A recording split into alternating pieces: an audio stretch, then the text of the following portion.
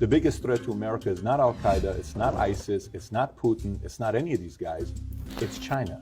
You really believe that? I believe it. I think it's the most consequential, existential threat. From 2011 to 2013, they poured more concrete than we did in the entire 20th century. Is that a factual statement? That's a factual statement. They had 100 years of bad luck and now they're back on top. They are still, in their minds, perfecting their ability to control people. At any moment, this thing could become unraveled. Who are you more concerned about, the totalitarian regime or the large technology company? Today, they have the same business model.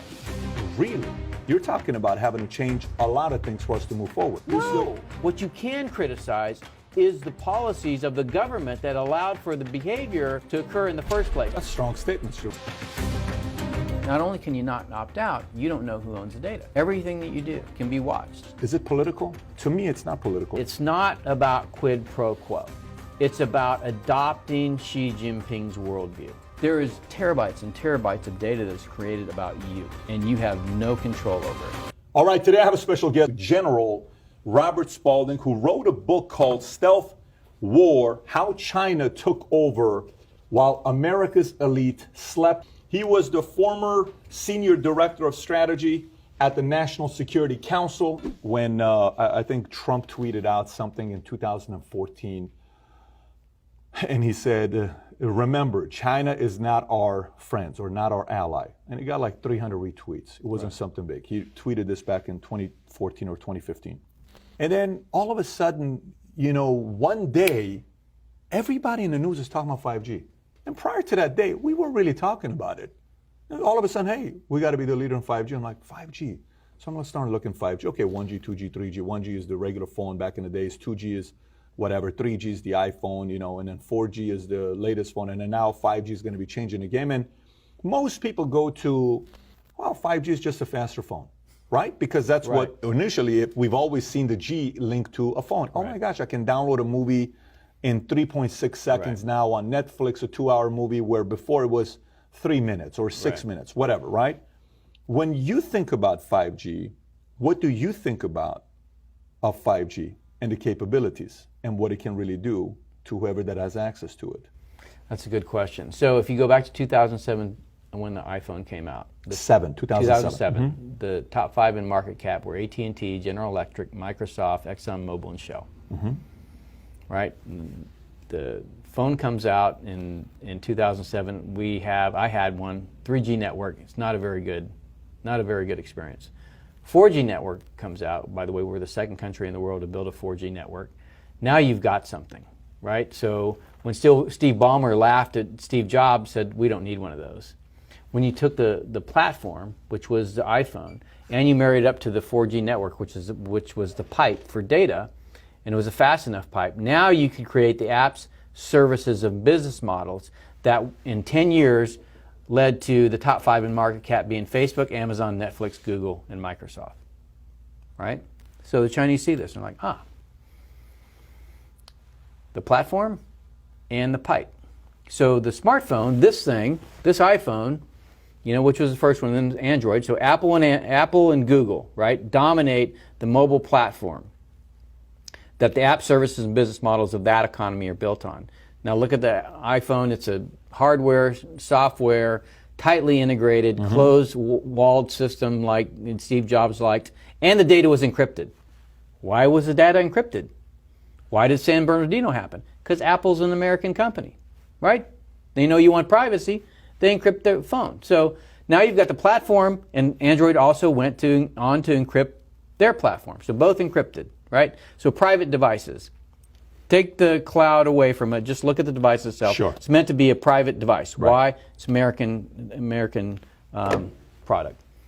Fast forward, to 2009. China starts to look at that. Says, okay, we want to dominate the next level, right? Not just the technology. We want the apps, services, and business models to be Chinese companies. And so Huawei gets hundreds of billions of dollars to develop 5G and ZTE. But then you have Baidu, Alibaba, and Tencent. So they're behind the Chinese firewall. They're protected. You can't have the fangs going in there. It's just the bats that control the e-economy within China. And then you start, at the same time you're developing 5G, right, the platform, and I'll get to that in a second, but you're also developing Baidu, Alibaba, and Tencent. So now when you walk into, and you're starting to see the emergence of the 5G world in China. So you walk into a restaurant after you've ordered your food, and a camera picks you up and you say, hey, David, welcome, here's your food, right? So you're starting to get the feel of what a 5G world is. And what is a 5G world? The platform is the network. So this is mobile computing paired with a pipe. 5G is computing and networking combined on the same platform. So this goes away.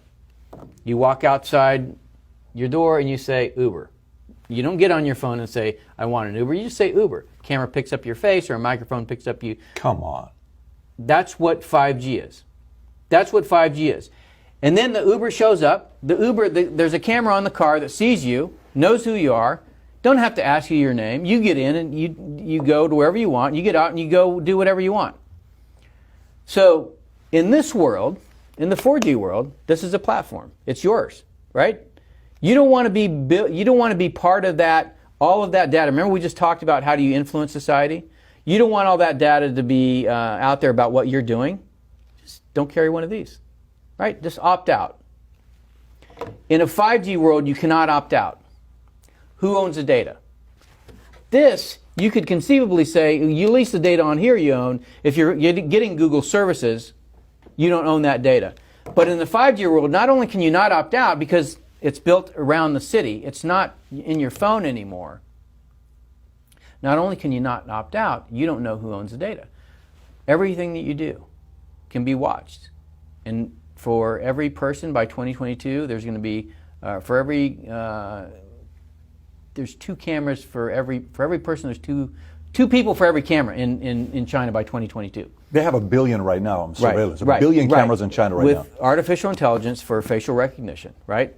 So all of this is getting built right now in China. And who's helping them do it? Microsoft, Google, right? All of these companies that want to deploy this world into our country. So Baidu, Alibaba, and Tencent. That's where the world goes. It goes from 2007, AT&T, GE, and Microsoft to the FANGs to the BATs, right? Who owns the pipes?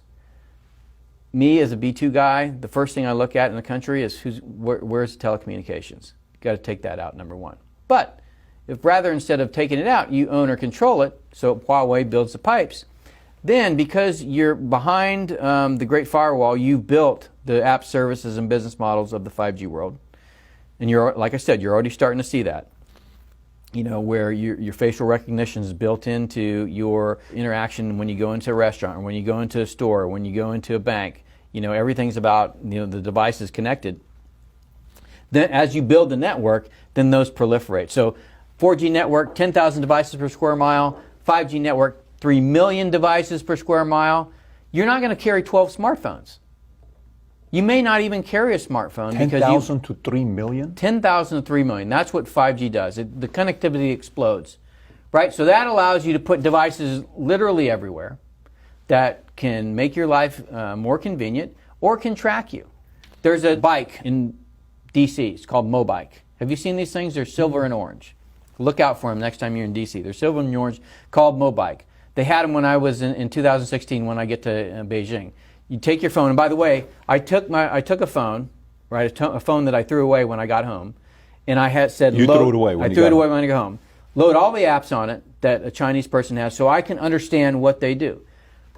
You never have to carry a wallet. You never have to carry a key. It's all done on your phone. You can pay anybody, anywhere for anything, and they do. 900 people are on WeChat, and they spend 90% of their time in app doing things, or ordering airline tickets, buying food, whatever you want. You can have anything you want. 900 people or 900 million? 900 million people. Okay, so let me explain to you how effective what they built is. I have one of the guys working for me on one of these Mobikes. Now, the Mobike it's just parked there in the street with a lock on it. You go over, you hit a QR code on your phone, it unlocks the bike, you get on it, you ride it, and you lock the bike. Okay, so where does that data go? They know it's you. You got on that bike, you went 2 locations, okay, or you went to a location, so that data is available. So I have one of my guys, he gets on a Mobike, rides somewhere, has his iPad in the basket, gets off the bike, comes back to the embassy, and realizes, I forgot my iPad. Goes into the regional security office and says, I forgot my iPad and my bike.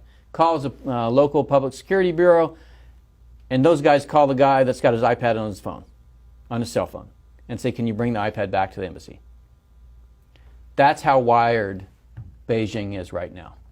Because the news has been telling us that the cases are dropping massively in China, that Singapore has it under control. I read a whole article last night about how they're tracking everyone with their technology. They're using their mobile phones to find out who they had contact with, hunting those people down and quarantining them.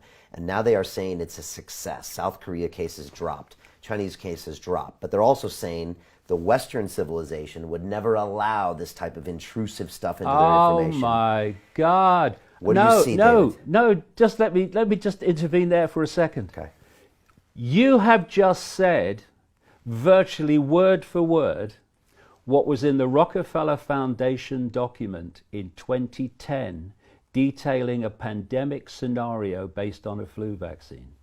They said, I think I mentioned it kind of in passing earlier, they said China imposed draconian measures and was then praised for doing so, but the West lagged behind because of this thing called freedom and democracy.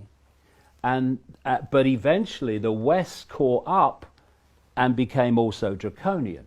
So it's deja vu from the Rockefeller document and from the Event 201 of the Gates Foundation and the World Economic Forum 1%.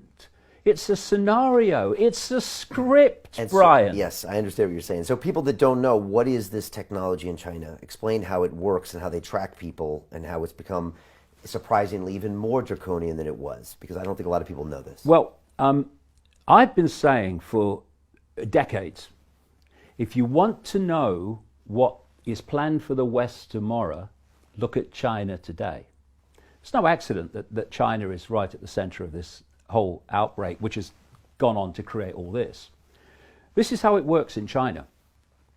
They have millions of face recognition cameras in their cities, gathering in number all the time. And so as you're walking down the street, you are able to be tracked and identified literally in minutes. There have been documentaries that have put someone on the street, and the technology has been challenged to track them and find them. It's taken minutes, gotcha. And so what they're doing, and remember, this is what's planned for the West, and this is why the crazies and the psychopaths in Silicon Valley are so close to China, if the truth be told. You are so tracked in detail in China that they know everything you do all the time, and AI is logging your behavior. And they have something called the social credit system. And when you act in ways that are acceptable to the state, you get credits, social credits. When you act in ways that the state doesn't want you to behave, you get credits taken away. And when you fall below a certain level, consequences kick in. How many people know that millions of Chinese people have been banned from flying? Millions of Chinese people have been banned from going on trains because their social credit score has fallen below the acceptable level. And this is what is possible once you have AI